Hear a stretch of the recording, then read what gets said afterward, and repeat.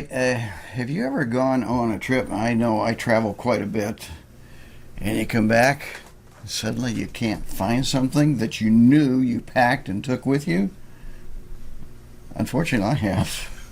I don't know if, Fred, you've had that experience or not? From time to time, yeah. I have.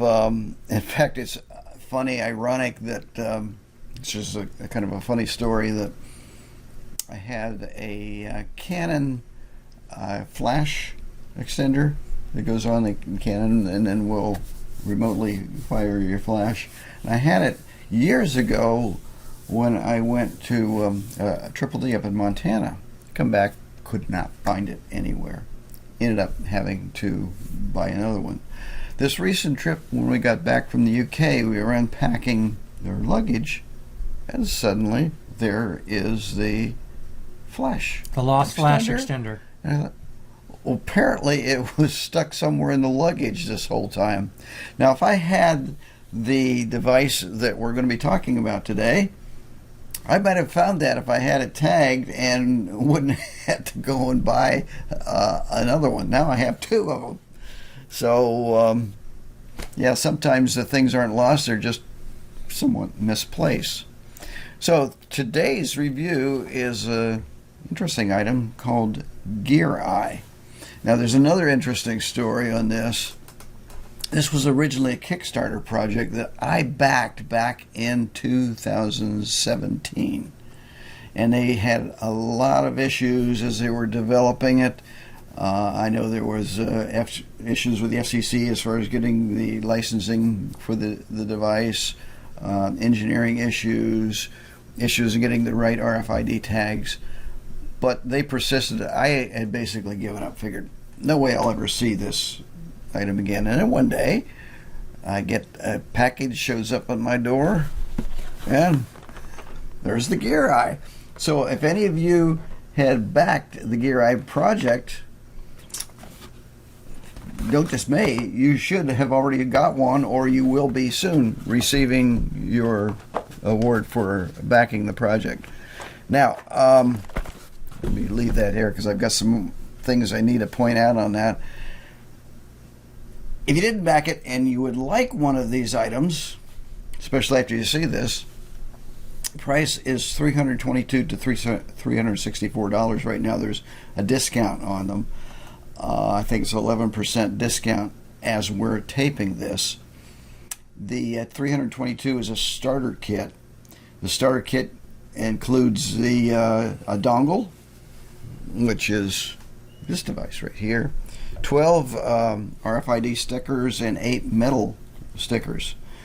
The professional pack has the dongle, of course, 28 regular stickers and 12 on metal stickers. And you can also purchase an extra scanner, or they get the dongle, the scanner, for $298 if you want an extra one. You can get extra tags, RFID tags, for anywhere from 40 to 126, depending on how many and what you want. The website, put it here, is geareye.co, and recommend going out there. So what kind of range does this thing have? Well, 5 to 10 feet. And the way this works is you have these, as we mentioned, these RFID tags, which are just basically just these little tags like here. And there are several different types. Some of them, depending on on the back of that, we've got this tag like this is for metal objects or when you have batteries, because apparently those can interfere with the range, and those apparently this helps reduce that issue. Then there is these regular stick-on. Let's see if I can find. There's a number of these different types of tags. I'm losing them. That are for different types of items. Oh, here's what I'm looking for over here on this side. Yeah.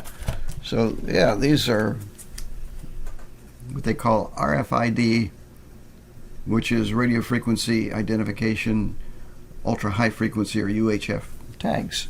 Now these are for things like lenses and stuff like that you can put on. The other one that we showed on the back of my camera are for devices that metal or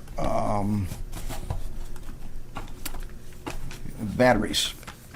They also include this bag because if you have additional tags when you're trying to scan and put them into your phone or in your list, it'll pick up the other tags too.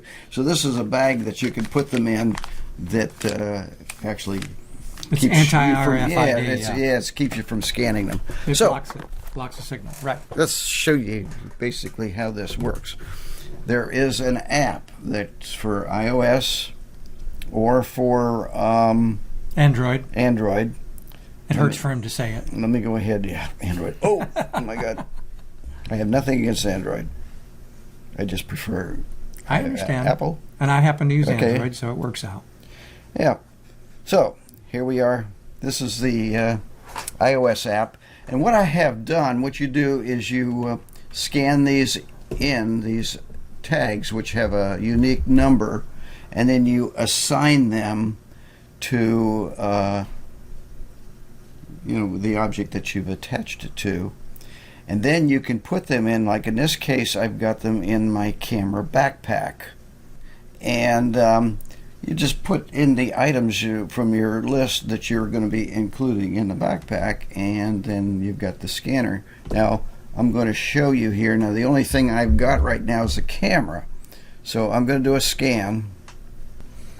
And the other items, and there it Put the is. check mark by Yeah, it, saying found you out. found it. It's found out. But And it's it's still going to go looking- through, and you can also set this in the app of how long you want it to keep searching. And it is another thing that you can use this, so if you just misplace something, you can actually walk around with it until it Picks it locates up. that. So if you dropped it behind the sofa or in a corner somewhere, you can also use this to help you.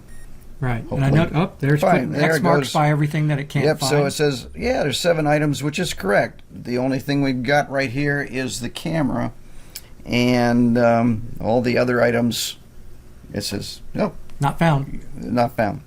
So I know that there's other scanning devices like the Apple AirTag. I think there is one made specifically for Android, one that will work with both.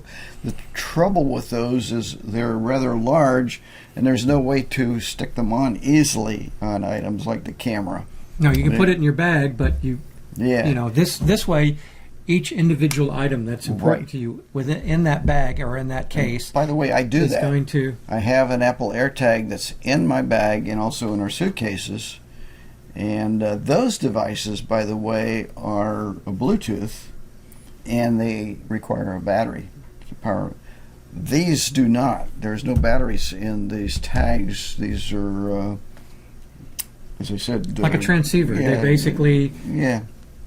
the scanner It's a- grabs them, picks it up, and goes, oh. It's kind there of it is. like the pass that you have on your car windshield for paying your toll. For tolls, I guess it's similar. It's passive, and you have the technology. device that scans it Yep. or sends out a signal, and it bounces back and says, oh, there it is. Now, what's There something you is unusual in this device is that, and it's got lights. I don't know if you can see them here that blink. This shows that it's linked to the Bluetooth to my phone, and you can turn this off by pressing the button here and holding it down for about 10 seconds, and it will. And now it's turned off, and the phone has come up and says, "Hey, you're no longer connected."